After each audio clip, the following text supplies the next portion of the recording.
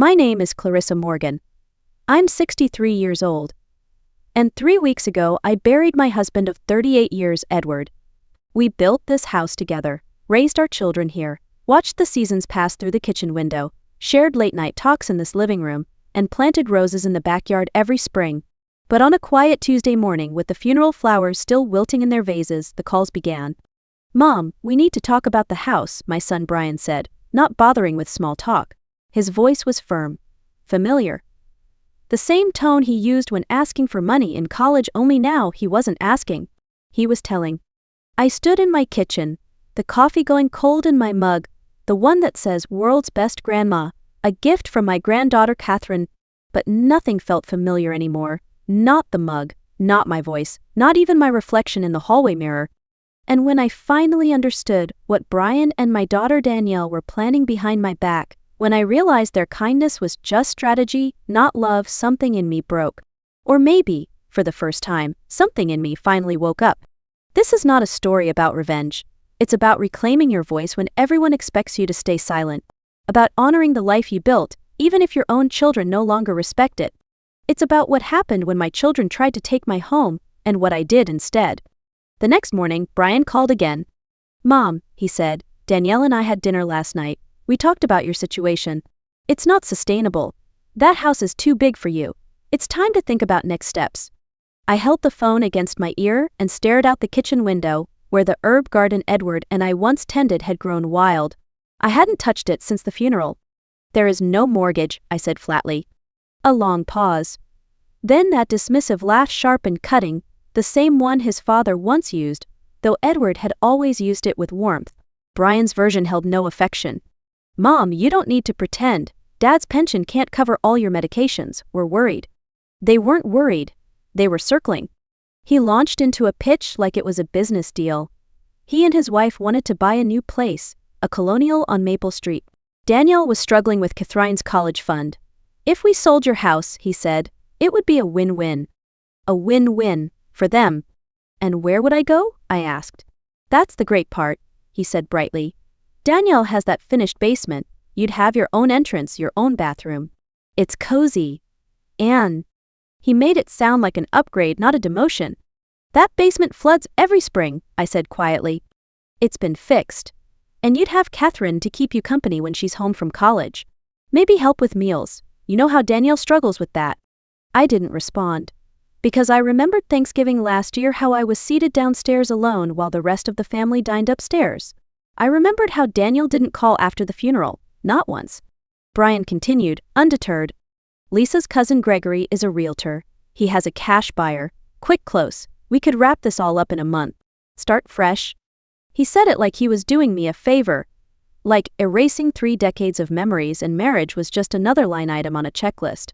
"Mom," he said, "we're telling you this because we care." But what he really meant was, "We want your house, and we're not asking." That evening, my phone buzzed with a message from Danielle. "Mom, Brian told me about the house. I know it's hard, but it's for the best. Catherine's so excited to have Grandma living closer. Can't wait to talk details." Details, as if my grief had a project timeline. I stared at the screen, reading her words over and over. Catherine was excited. The same granddaughter who hadn't called or messaged me in months. Who used to spend summers baking cookies in my kitchen and planting tomatoes in the backyard, now silent since Christmas. I scrolled through our last messages. December 15th. A group text thanking everyone for holiday gifts. No personal note. No "How are you, Grandma?" No check-in after the funeral. If Catherine was excited, she hadn't told me. And Danielle? The woman who couldn't return a phone call while I was burying my husband now wanted me to believe she was doing me a kindness, offering up her basement like it was a gift. Hoping I'd cook, help with laundry, support her through meal planning tasks I used to do when she was a child, but now, somehow, were part of her proposal for my future. The message wasn't about care. It was about convenience. A tidy solution that checked the box of being a good daughter while putting me somewhere out of sight but still close enough to be useful. That night, I sat alone at the kitchen table. Not one casserole dish had been touched. Not one condolence card opened again. And for the first time since Edward's death, I said the words out loud. "I'm not a burden. I'm not invisible." And I was done pretending otherwise. The next morning, I walked into Edward's study. His scent still lingered in the room, something between old books and aftershave. The sun cast long streaks across the desk we bought at an estate sale when Brian was still in high school. I opened the bottom drawer. The one Edward always said held boring paperwork. Inside, beneath years of tax returns, was a navy blue folder. Thick, heavier than I expected. Inside, bank statements, investment summaries, legal documents. And then, tucked between them, something unexpected. A deed to a house. Not in Ohio, not in any neighboring state. In Spain. Marbella, a coastal town I'd only heard Edward mention once, while flipping through a travel magazine. There were photographs too. A whitewashed villa with blue shutters, a small terrace with a sea view, a garden lined with lemon trees, and in Edward's handwriting on the back of one photo. A place where no one needs anything from us, just peace. 6 months before his heart attack, he must have purchased it. Then I found the envelope, sealed, my name on the front in his familiar, deliberate handwriting. Inside was a letter, dated exactly 30 days after his passing. My dearest Clarissa, if you're reading this, then the silence I tried to spare you from has arrived. I know our children. I love them, but I know them. And I suspect they're already circling like vultures, convinced they know what's best for you. They don't. You are not fragile. You are not to be managed. Everything we saved, everything we built, it's yours. Not to protect, not to defend, to live. Go to the house. See the world we dreamed of. Choose yourself. And when you sit on that terrace with the sea in front of you, know that I always believed in your strength. Love. Edward. I read it 3 times, and when I looked up from the page, I knew exactly what I had to do. 2 days later, I sat across from Connie West, Edward's longtime estate attorney. Her office smelled of leather and old paper. She wore no perfume, just quiet confidence and a silver streak in her hair that reminded me strength doesn't always raise its voice. Miss Morgan, she said, unfolding the documents between us, your husband was meticulous. He left nothing to chance. I nodded, still holding Edward's letter in my purse-like armor. He created a revocable trust in your name, she continued. All assets, this home, the investment accounts, the Spanish property, are yours alone. Your children were never named as beneficiaries, only the life insurance policy goes to them. I exhaled slowly, so he had known, he had seen what I refused to admit. Connie slid a second envelope across the desk. He also opened a separate account last year, deposited a portion of his pension each month. He called it your Independence Fund. There's $50,000 in it. My throat tightened. He said it was for when Clarissa finally lives for herself. I didn't speak. Couldn't. And the property in Spain? I asked quietly. Fully paid off. You have legal ownership. Russell even hired a local property manager to maintain it. The house is in excellent condition. You can move in tomorrow if you'd like. Move in. That simple phrase stirred something deep in me. Because for the first time in years, someone had spoken about my future without managing it, without bending it into a favor or a sacrifice. It wasn't about what I could give. It was about where I could go. Connie leaned forward, her voice gentler now. Do you want me to draw up the documents to reaffirm your ownership? I met her gaze without hesitation. Yes, I said. It's time. The moving truck arrived at 7 a.m., sharp just as Brian's car pulled into my driveway. I watched from the upstairs window as he stepped out, still dressed in the yellow business suit his wife Lisa picked out for serious meetings. He clutched a manila folder, thick with what I assumed were sale contracts and closing disclosures. He hadn't even knocked when the movers began loading boxes. I met him at the door wearing the red dress Edward had always loved. My hair was freshly styled. No tears, no apologies. Mom, he snapped, what is going on? Good morning, Brian, I said calmly. I'm having some things moved. He brushed past me without waiting for an invitation, scanning the hallway. His eyes landed on the labeled boxes stacked by the stairs. These are mine, he said, pointing. My childhood things. Why are you packing them? Because I thought you'd want them, I said. Memories are precious, and I won't be needing them where I'm going. His brows furrowed. You're not serious. You haven't even signed the sale documents yet. Gregory's client is expecting an answer by noon. I didn't flinch. Brian, where exactly did you tell Gregory the money from this sale would go? What do you mean? I mean, did you and Daniel already divide it? After subtracting imaginary mortgage payments and imaginary maintenance costs? He didn't answer. I didn't wait. You assumed I was struggling. But did it ever occur to you to ask what your father's pension actually provides me each month? or how we managed our investments, or whether I wanted to stay in this house in the life I built. Mom, we were trying to help. No, Brian, you were trying to manage me like a spreadsheet, like a liability. He tried again. Look, I admit we moved too fast. But you don't have to move into Danielle's basement. We'll help you find a nice apartment, something manageable. I looked him straight in the eye. More manageable for whom? Before he could answer, my phone rang. Danielle. I hit speaker. Mom, what is this insanity? There's a moving truck at my house, and men trying to deliver that old piano I haven't touched in years. The one you begged for when you were 8. I said, my voice steady. I thought you'd want it. You said you wanted to keep the memories. I don't want the piano, she snapped. And Brian said you're not going through with the house sale? That's correct. Silence. But you can't afford. I can afford more than you ever gave me credit for. Another pause. Her voice cracked. Mom, what's happening? I'm leaving, but not for your basement. And then, calmly, quietly, I added, I'm leaving because I finally remembered who I was before I became a convenience. 12 hours later, I was on a flight to Madrid. I sat by the window, Edward's favorite spot, and watched the Atlantic shimmer beneath us like a promise waiting to be kept. I didn't sleep. I didn't read. I just sat still for the first time in weeks, letting silence wrap around me like a second skin. At customs, the officer asked, purpose of visit? I smiled, starting over. Outside, a woman held a sign with my name, Pilar Rodriguez, the caretaker Edward had arranged years ago. She greeted me like an old friend, her hug warm and grounding. Your husband, she said, was proud of this house. He said, my Clarissa will make it come alive. As we drove through Marbella's winding streets, I took in the lemon trees, the blue sky, the distant sea. Every corner felt like a secret Edward had saved just for me. And then, we arrived. Whitewashed walls, blue shutters, bougainvillea climbing over the front gate, a terrace with views of the Mediterranean that made my knees weak. Pilar handed me the brass key. He left it for you, said this house was your reward for a life well lived. Inside, everything was simple, peaceful. Clay-tiled floors, wooden shelves waiting for books, a kitchen with sunlight pouring in through arched windows. It was nothing like the home I had left behind, and everything I didn't know I needed. Pilar showed me where she'd stocked the pantry. Wine, bread, olive oil, cheese. Rest now, she said. Tomorrow, we walk. That night, I stood on the terrace with a glass of wine, watching the last light fade over the sea.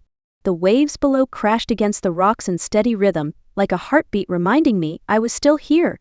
And for the first time in a very long time, I felt not empty, but full. Not lonely, but free. I didn't miss my children. I missed the version of myself I had almost forgotten. And I had just found her again. 4 days passed in quiet peace. I didn't check emails. I didn't answer calls. I watered the garden with Pilar, tried my first Spanish lesson, and walked every morning to the local bakery where the owner had already learned my name. Then, just as the sun was setting on the 4th day, my phone buzzed. For the first time since Christmas, Catherine's name appeared on the screen. I hesitated but answered on the 4th ring. Grandma, her voice cracked with emotion. Thank God, I've been trying to reach you.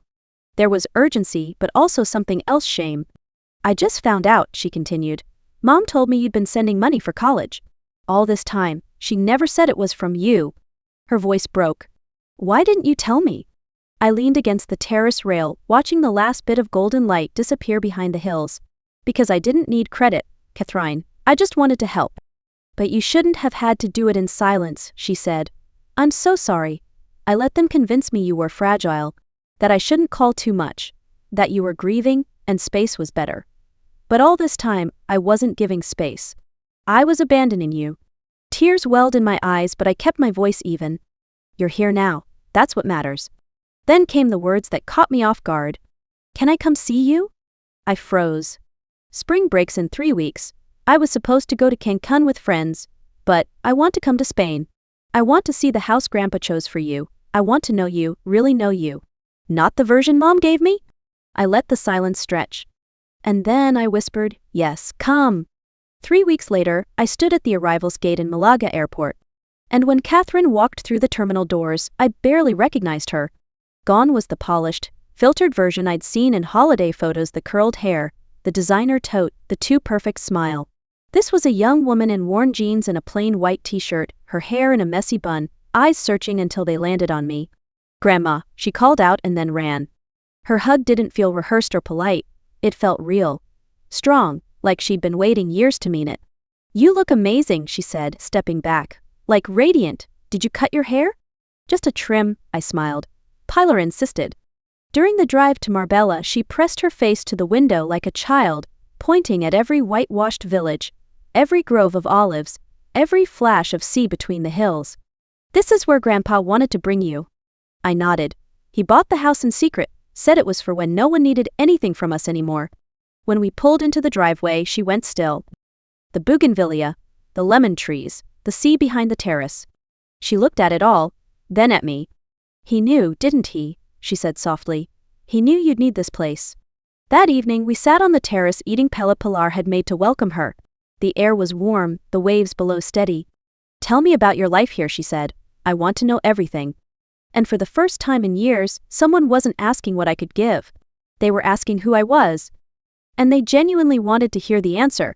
The next morning, we walked the village together buying fresh bread, learning names, laughing over my halting Spanish.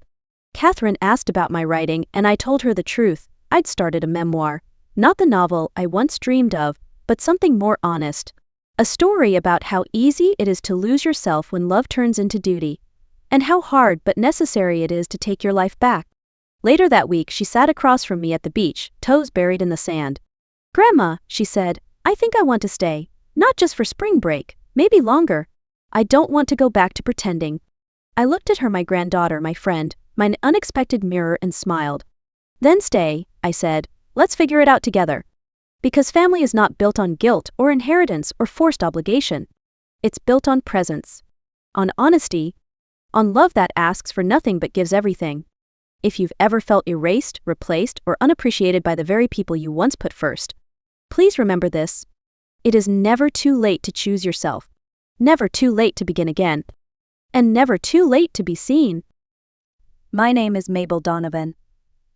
I am 67 years old, a widow, and once believed my greatest challenge in life was learning how to live without my husband Robert. But nothing could have prepared me for the moment my own family decided my existence was worth less than their inheritance. The sun shimmered across the Delaware River that morning. I stood on the deck of a gleaming white yacht, the kind that seemed too extravagant for a simple outing. I told myself this was Daniel's way of reconnecting. My son had not invited me anywhere in months, and when his call came warm and direct, I let my heart believe he cared. He promised a family afternoon, just him, me, and his wife Vanessa. Vanessa moved behind me with steps too soft to hear. Her perfume, sharp and sweet, lingered near my shoulder as she leaned close. "Say hello to the river, Mabel," she whispered, her breath icy against my ear. Before I could turn, 2 hands pressed hard against my back. The world tilted. My hips, still tender from surgery, screamed as I stumbled forward. Cold water swallowed me whole. My dress grew heavy, dragging me downward, while the shock of the river tore the air from my lungs. I kicked wildly, desperate for breath. I looked up through the blur of water and sunlight. Just feet away on the deck, my son stood still. Daniel did not move. He did not cry out. His face was calm, almost blank, but the faint curve at his lips told me everything. This was no accident. My child wanted me gone. As the current pulled me farther, the betrayal burned worse than the freezing water. I thought of Robert, of the empire we had built together from nothing, and of the hope I had carried that Daniel still needed his mother. The truth hit harder than the fall. He did not see me as a mother. He saw me as an obstacle. But let me take you back. Let me show you how an ordinary Tuesday morning turned into betrayal so sharp it nearly carved me out of existence. After Robert passed away 2 years ago, the company we had built together from scratch became mine alone. Donovan Logistics was no small venture. It was an empire worth nearly $2.5 billion. To the outside world, I was the image of success, a strong widow, a businesswoman in control of a legacy. But in private, I was a mother struggling to hold on to the one bond that mattered most. Daniel had grown up in privilege. He knew the sound of boardroom applause and the glitter of country club dinners long before he understood what it meant to work. I tried to remind him that wealth meant responsibility, that the Donovan name had been carved from hard labor, not entitlement, but my words often fell flat. Still, I held on to hope. A mother always does. When Daniel called me that Tuesday morning, I let myself believe it was more than a polite gesture. His voice carried a boyish warmth I had not heard in years. "Mom," he said, "let's celebrate your recovery from surgery. Just us, you, me, and Vanessa, we have the boat waiting." My chest swelled with cautious joy. I told myself this was his way of reaching out, of saying that despite the distance, I was still his mother, and not just a bank account. I chose my navy dress, the one Robert always loved. He used to say it brought out the brightness in my eyes. I pinned my hair carefully, dabbed perfume on my wrists, and looked in the mirror with a spark of hope. For a moment I was not a lonely widow. I was a mother invited back into her son's life. But loneliness has a way of clouding judgment. It makes you reach for kindness even in the sharpest of smiles. I should have heard the danger in Daniel's voice. I should have seen the cold in Vanessa's eyes. Instead, I chose to believe. That choice nearly cost me everything. The yacht gleamed under the mid-morning sun, its polished deck almost blinding as I stepped aboard. Daniel greeted me with a hug that felt rehearsed, stiff, more like a performance than an embrace. Vanessa lingered a few steps behind him, her smile sharp as glass, a smile that did not reach her eyes. For a little while I tried to relax. The river sparkled around us, calm and inviting. Daniel poured champagne into tall flutes, raising a glass as though we were celebrating something meaningful.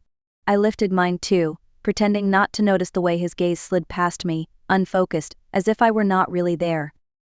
We made small talk, weather, business, idle chatter about the latest charity gala. Yet beneath the surface of every word, I felt something heavier, a tension that clung to the air like smoke. I pushed it aside. I told myself this was family and family deserved trust. But when Vanessa stepped closer, her heels clicking softly against the wood, my body stiffened. She looked out at the horizon, her voice smooth. "It's beautiful out here, isn't it, Mabel?" I nodded, distracted by the gentle sway of the boat, and then, without warning, her tone dropped to a whisper. "Say hello to the river." Her hand shoved against my back. Pain shot through my hip as I stumbled forward. The rail vanished beneath my palms. Then the world turned upside down, and icy water slammed into me like a wall. I gasped, but the river swallowed the sound. My lungs burned, my arms thrashed, but the weight of my dress pulled me down. When I broke the surface, sputtering, I turned toward the yacht, toward Daniel.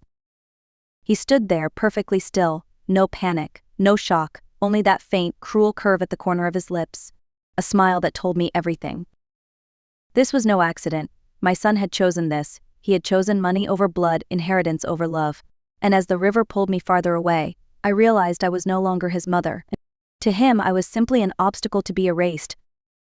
The river dragged me down again and again, each wave colder than the last. My arms screamed with the effort of keeping afloat, my lungs begging for air. I was seconds away from surrendering when a shadow cut across the sunlight. A rusted fishing boat crested around the bend. A man in his 60s leaned over the railing, his weathered face tightening in alarm. "Hold on," he shouted, his voice rough but urgent. Beside him, a lanky teenager scrambled for a rope. The line slapped the water near me. I clawed for it with trembling hands, and with a heave I was dragged across the side of the boat. I collapsed on the deck, coughing up river water, my body shaking violently. The older man dropped a wool blanket over my shoulders. "Name's Franklin Doyle," he said, his gray eyes sharp and assessing. He motioned to the boy. "This here is my grandson, Ethan. We were out for stripers, not rescuing drowning ladies, but looks like the river had other plans." I tried to speak, but all I managed was a broken whisper. It wasn't an accident. My family, they tried to kill me. Ethan's eyes widened. Franklin studied me a long moment, not with disbelief but with calculation. "That's a heavy thing to say," he muttered. I gripped his arm, desperate. "Please, don't tell anyone you found me. Not yet. If they know I survived, they'll finish what they started." The old fisherman weighed my words in silence. Finally, he gave a slow nod. "Sometimes the right thing isn't what the law says." "Fine, you stay quiet. We'll say it was driftwood we saw. But you'd better tell me the whole story." Wrapped in that scratchy blanket, shivering but alive, I felt clarity cutting through the fog. Daniel and Vanessa thought I was gone, swallowed by the river. Good. Let them believe it. Because while they mourned a ghost, I would be preparing for war. 4 days later, wrapped in a borrowed black veil, I stood at the edge of Greenwood Cemetery. From the shade of an oak tree, I watched my own funeral. The silver casket gleamed under the autumn sun, absurdly expensive for a body that was not inside. Rows of mourners filled the seats, neighbors, church friends, Even Robert's old colleagues, most of them crying genuine tears for the woman they believed was gone. At the front stood Daniel and Vanessa, dressed head to toe in black. Daniel's eyes glistened on cue as he shook hands with reporters. Vanessa dabbed at her cheeks with a silk handkerchief, tilting her face just enough for the cameras to capture the perfect shot of grief. To the world, they were the picture of dutiful children. To me, they were actors on a stage built out of my supposed death. When the service ended, I bit my lip until I tasted blood. Let them bury an empty box. Let them spin their story about my confusion and decline. While they sold the lie, I would be gathering the truth. That night, Franklin drove me back to Princeton, to the Donovan estate where I had spent 35 years of my life. My hand shook as I slipped the old brass key into the back door lock. Daniel had never asked for it back. Why would he? As far as he knew, his mother lay at the bottom of the Delaware. Inside, the house smelled different. Gone was Robert's cologne, replaced by the sterile scent of expensive cleaners and something artificial. Furniture was covered with sheets, but underneath I spotted new leather couches and a massive entertainment system extravagance I never would have allowed. Upstairs, in Robert's old study, I found what I was searching for. Papers were spread across the desk, binders stacked high. At the very top, stamped in bold black letters, was a folder labeled Project Mabel. My stomach clenched as I flipped through it. Page after page detailed supposed memory lapses, hallucinations, and signs of mental decline. My name was scrawled across each report, some with forged signatures, others verified by doctors I had never met. I remembered the moments they described: Vanessa whispering the wrong date of an appointment, Daniel swapping pill bottles when I wasn't looking. Every mistake had been staged. They weren't just trying to steal my fortune. They were rewriting who I was. And then, just as rage surged through me, a sound froze me in place, soft, fragile, unmistakable. The cry of a baby drifting from the second floor. I stood frozen in the study, the folder clutched to my chest, while the sound of crying echoed through the halls. Daniel and Vanessa had no children. They had always insisted their careers left no time for parenthood. So whose child was in my house? Heart pounding, I climbed the staircase, every creak under my feet like a warning. The cries grew louder, pulling me toward the guest bedroom Vanessa had always hated. She used to say it smelled old, like the past. Now the door stood slightly ajar. Inside, the room had been transformed. The wallpaper was gone, replaced by pastel clouds. A white crib sat against the far wall, draped with a soft canopy. Shelves lined with brand new toys and stuffed animals glowed in the dim light. And there, swaddled in an expensive blanket, lay a baby no older than a few weeks, his face flushed red with need. My knees weakened. I stepped closer, staring down at the tiny child. My mind reeled. Vanessa's slim figure on the yacht just days ago proved she hadn't given birth. So how had this baby arrived here? Headlights flashed across the window. A car door slammed outside. Panic surged through me. Daniel and Vanessa were home.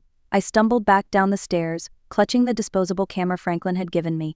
I had only seconds to escape. By the time their voices floated through the front door, I was slipping out the back into the cold night air. My breath tore at my lungs as I ran to the corner where Franklin's truck waited. I tumbled inside, gasping. "There's a baby," I choked out. "In the house. A newborn." Franklin's brows shot up. "A baby? Whose?" "I don't know," I whispered. "But it isn't theirs." The next morning, Franklin introduced me to someone he trusted. Laura Kane, a private investigator with sharp eyes and a steady voice. I told her everything, every detail from the folder to the nursery. When I mentioned the baby, her expression hardened. "I know a place that fits this pattern," Laura said. "A private clinic across the state line. They handle surrogacy discreet, expensive, and dangerous." Within days, she returned with proof. The child in my old house had been born 3 weeks earlier. His mother was Anna Rivera, a 17-year-old runaway from Pennsylvania. Anna had died during delivery. The clinic called it cardiac arrest. Laura called it too convenient. I stared at the photo of Anna so young, smiling shyly at the camera. My hands trembled.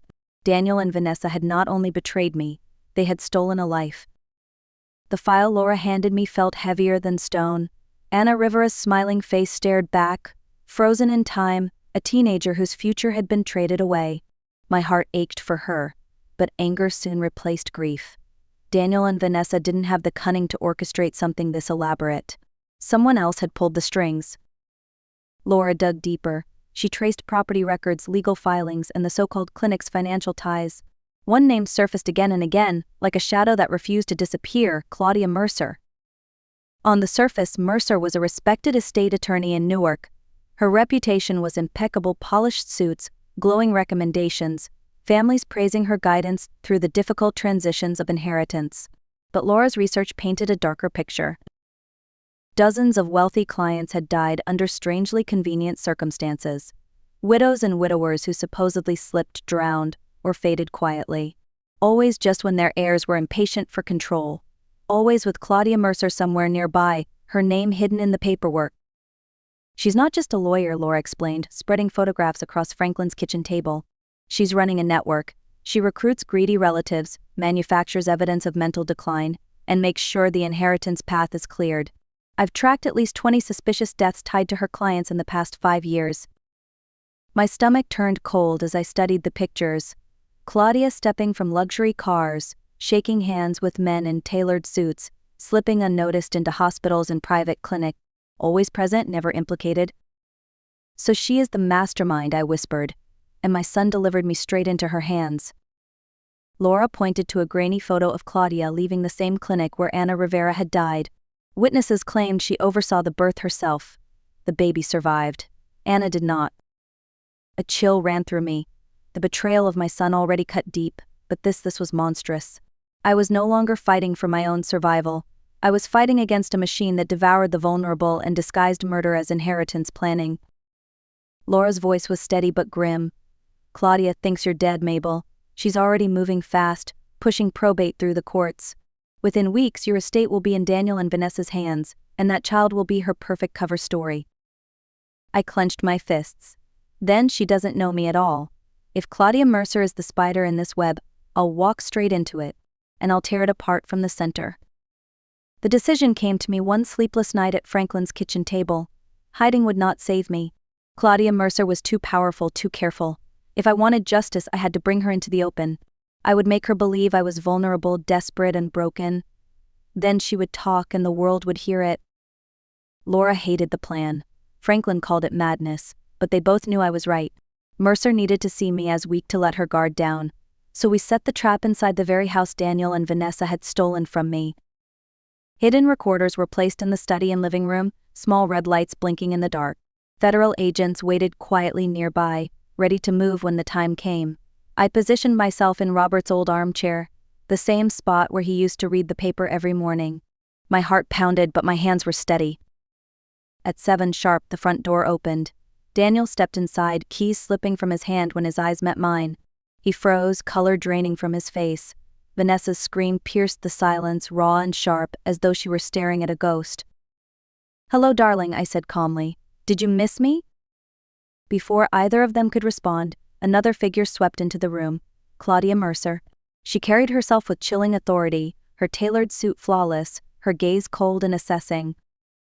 "Well," she said smoothly, "the woman who refuses to die." She set a leather portfolio on the coffee table and looked at me as though I were nothing more than an inconvenience. "This is unwise, Mrs. Donovan, very unwise." I folded my hands in my lap. "Is it unwise, or is it unwise for you to sit here and admit what you've been doing?" Her smile was thin, cruel. "You think you've cornered me? I provide a service. Families want freedom from burdens. I make it clean, efficient, legal. Call it estate acceleration if you like. The old pass sooner. The young inherit sooner. Everyone wins." Daniel swallowed hard. Vanessa clung to his arm, trembling. "You've murdered people," I said quietly.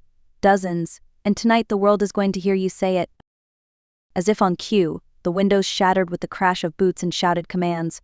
Agents swarmed through every entrance. Chaos filled the room as Claudia's empire collapsed in the very house she thought she controlled. The living room erupted into a storm of voices and movement.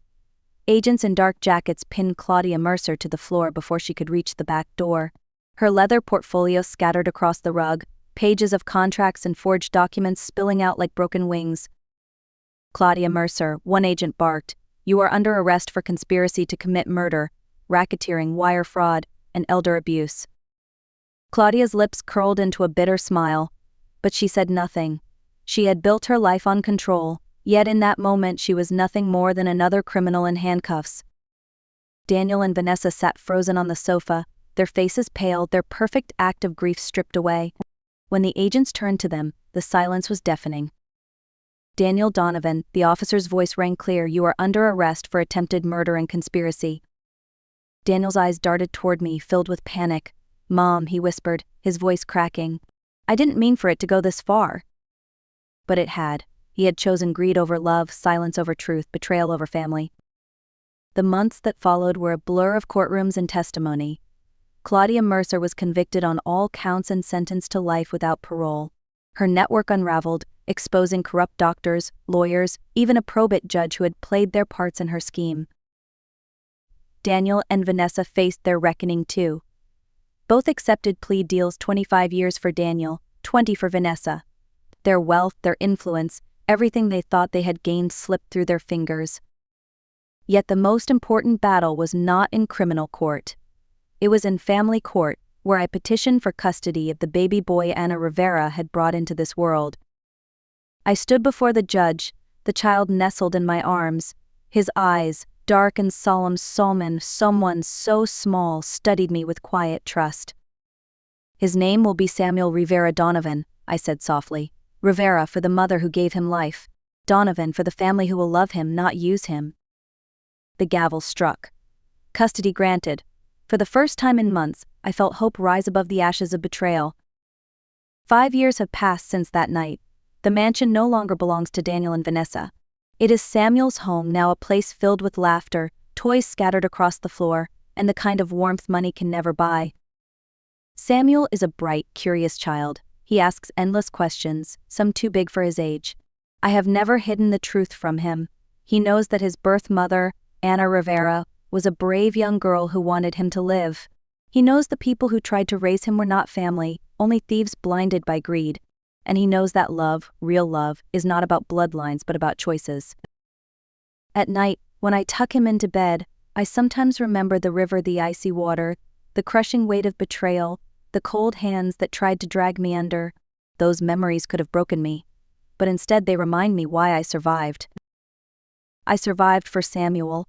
I survived to prove that no scheme, no betrayal, no empire of lies can silence a mother's strength. Family is not the people who share your name. Family is the people who choose you, who protect you, who stand beside you when the current rises.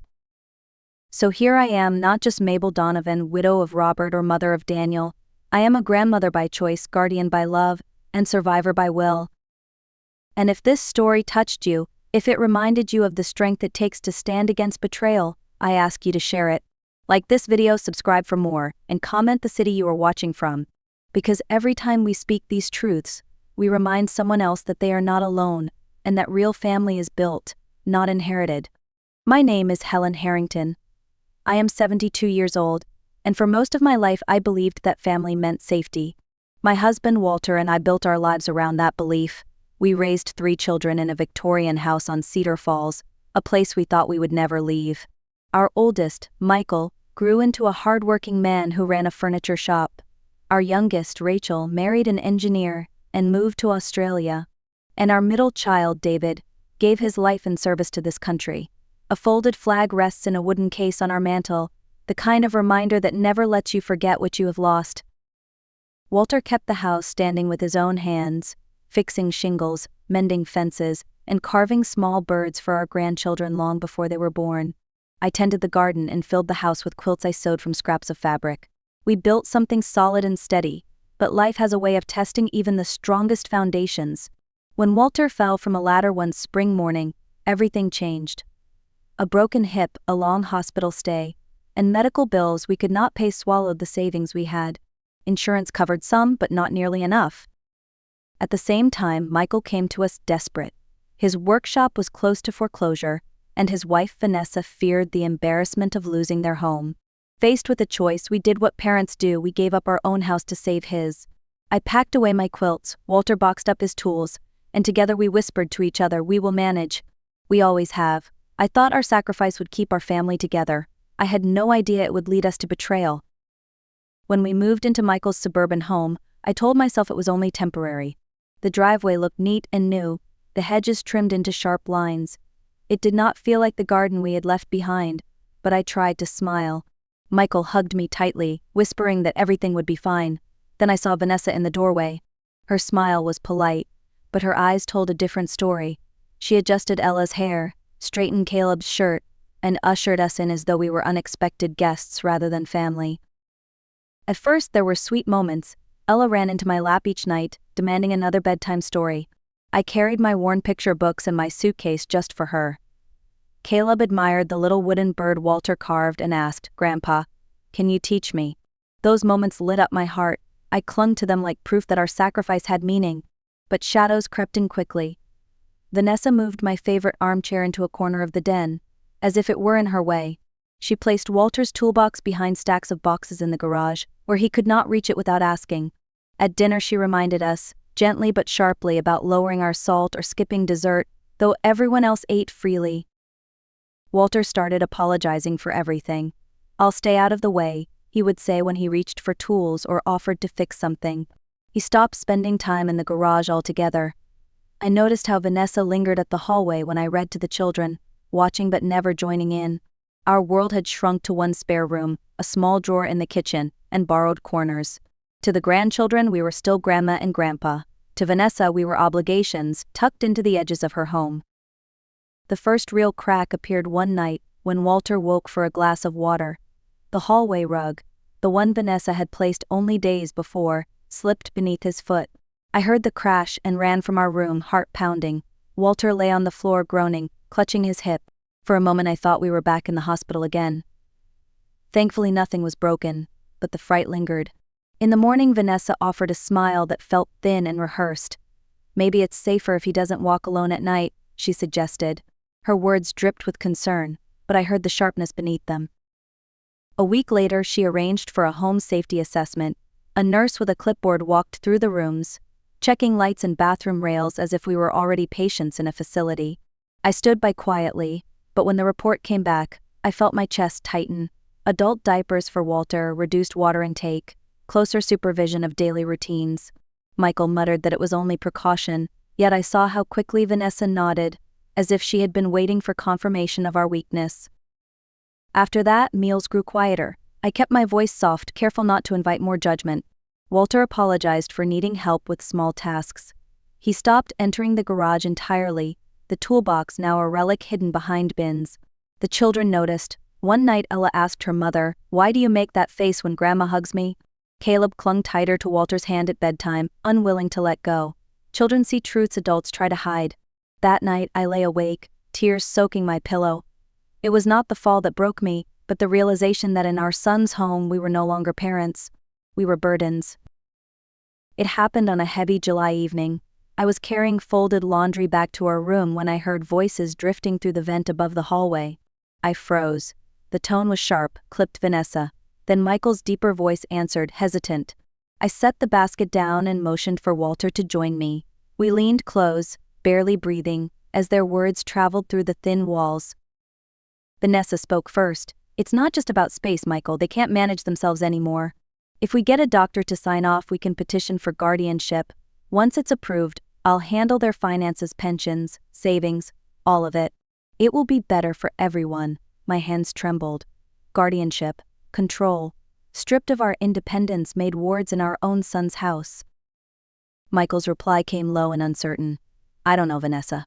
They've been through so much. Ella loves her bedtime stories. Caleb follows Dad everywhere. How would they understand if we suddenly took over?" For a moment, hope flickered. But then Vanessa's words cut through like glass. "Children adapt. This is about our future, not their pride." I pressed a hand to my mouth, my knees weak. Walter steadied me with a trembling arm. Every fear we had swallowed now stood in the open. This was no misunderstanding. It was a plan. Our son's silence, his unwillingness to stop her, was its own kind of betrayal. That night, sitting in our small room, I stared at the packed laundry basket beside the bed. Buddy, our golden retriever, rested his head on Walter's feet, sensing our unrest. Walter whispered, "If we stay, they will take everything. Not just money, Helen. They will take us." I nodded, tears falling freely. In that moment I knew our only choice was to leave. The next morning I woke with a determination I had not felt in months. Betrayal has a way of clearing the fog. Walter and I sat on the edge of our bed, speaking in whispers. We had to leave. We could not wait for paperwork and court orders to strip us of who we were. We still had a few resources: the envelope of cash from the jewelry I sold, Walter's modest veteran stipend, and enough grit to start again. I pulled out stationery and wrote letters to Ella and Caleb. In Ella's I pressed a flower from my old garden, telling her that whenever she missed me, she could hold it and remember bedtime stories. For Caleb, I tucked in a sketch of a bird, promising that one day I would teach him how to carve his own. Walter chose 3 tools to pack: a pocket knife, a hammer, and a measuring tape. He said those tools had built a life once, and they could help us build again. Into one suitcase we placed photo albums, a quilt square, and Buddy's leash.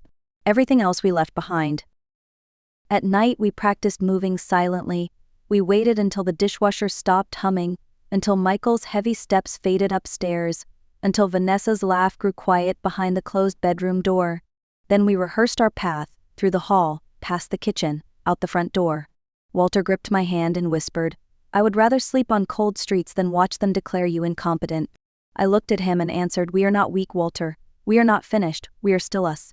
In that vow, the plan became more than escape, it became a fight for dignity. The night we left was moonless, the streets covered in damp silence after a summer rain.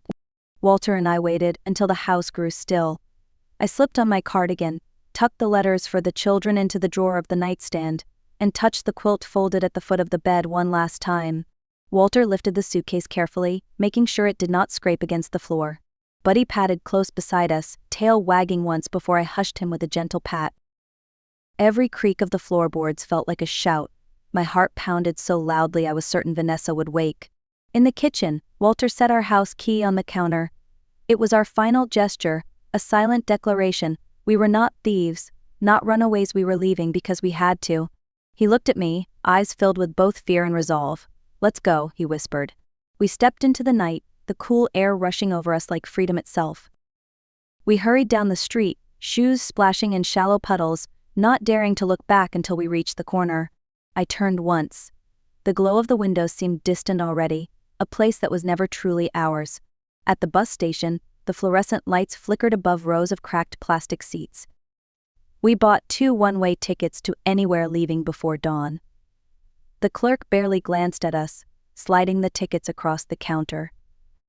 We sat shoulder to shoulder, exhaustion etched into every line of our faces, Buddy curled at our feet. Walter broke the silence. "We are not homeless, Helen. We are houseless. There's a difference." I leaned my head on his shoulder, clutching the leash tightly. When the bus arrived, brakes hissing, doors opening with a groan, we climbed aboard. With every mile the city shrank behind us, and for the first time in months, I breathed without fear. By dawn, the bus rolled into a small junction town. Most passengers scattered quickly, but Walter, Buddy, and I stepped off slowly, our suitcase thumping against the pavement. My legs ached, and my eyes burned from a night without sleep. Across the street a neon sign flickered above a diner, promising coffee and eggs. We crossed over, pulled by the glow of warm light in the windows. The bell above the door jingled, and a woman behind the counter looked up. Her name tag read Maria. She had tired eyes but a kind smile. Without asking, she poured us coffee and slid a plate of toast across the counter. "On the house," she said softly. I wanted to refuse, but the kindness broke me. Tears welled, and I could only whisper thank you. We sat for hours, sipping coffee. Buddy curled beneath our booth. Maria did not pry, she just let us be, which was its own kind of mercy. Later that morning the door opened again, and a man in a trucker's cap greeted Maria by name. His presence filled the room, broad shoulders, weathered face, steady eyes. He noticed us and asked quietly if we were traveling through. His name was Frank Dalton, a widowed veteran who ran long-haul routes but kept a small apartment in a nearby town called Millbrook. Walter explained cautiously that we were looking for somewhere simple, a place we could live without being a burden. Frank listened, nodding slowly. Then he said, "Millbrook doesn't care where you came from, only that you show up." By evening Frank offered us a ride. I hesitated, but Maria gave me a reassuring nod. We climbed into his truck, Buddy nestled between our feet, and the road stretched before us. For the first time in months, I felt hope carried not by family, but by strangers who chose kindness. Millbrook was a town you could almost miss if you blinked while driving through. One main street, a handful of shops, and a diner that seemed to be its heartbeat. Frank parked his truck in front of it and walked us inside. The owner, Dorothy May, was a woman in her 60s with silver curls pinned back and a laugh that echoed even before she spoke. Frank explained who we were in a few simple words. Dorothy looked us over, eyes sharp but not unkind, then asked, "Can you bake?" I nodded. She pointed at Walter. "You know your way around a hammer?" He grinned faintly and said yes. She clapped her hands. "Well, I've been praying for help. Looks like God sent me too." Within days, Walter was repairing booths, oiling hinges, and repainting the front trim. I woke before sunrise to roll dough and fill the kitchen with the scent of pies. Apple, peach, cherry by noon.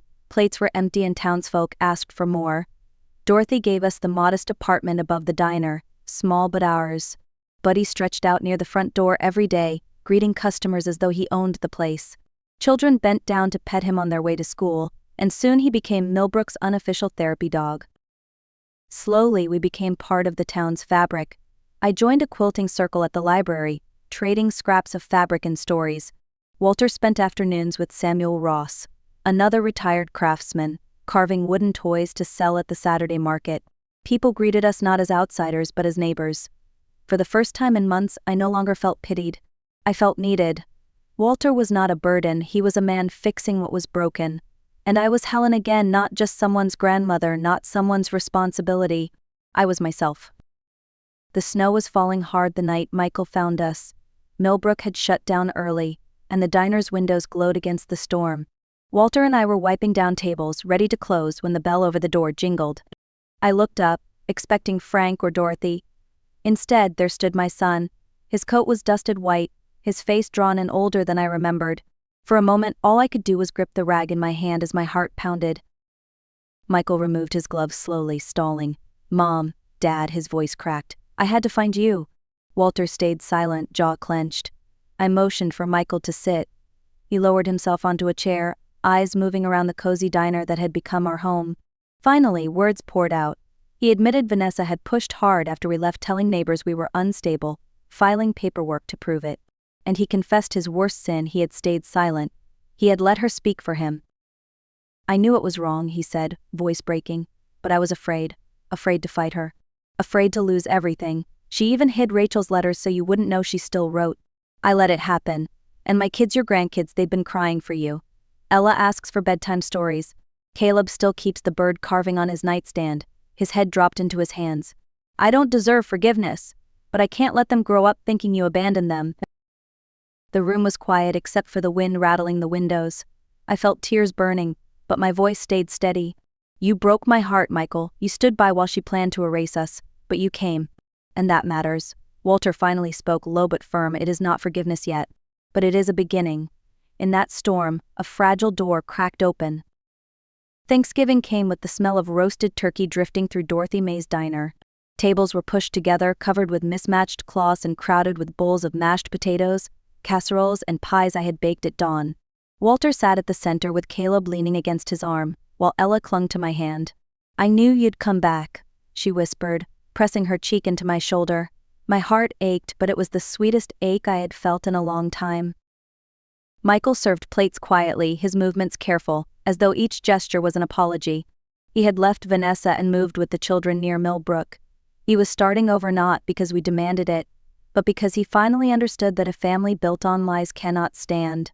Around us gathered the people who had become our new family: Frank, Dorothy, Maria, Samuel.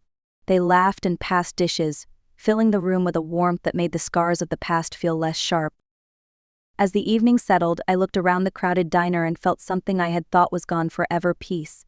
We had lost the house Walter and I built, lost trust in the son we sacrificed everything for, and walked away from the life we thought we knew. But here, surrounded by both blood and chosen family, I realized what mattered most had survived: dignity, love, the courage to begin again. I leaned close to Walter and whispered, "Sometimes we lose everything we thought mattered, only to find what truly does." He squeezed my hand, eyes shining in the candlelight. If this story touched your heart, please share it with someone who might need hope. Tell me in the comments where you are watching from. I love seeing how far these stories travel. And don't forget to like and subscribe to The Art of Revenge for more stories of resilience, truth, and redemption.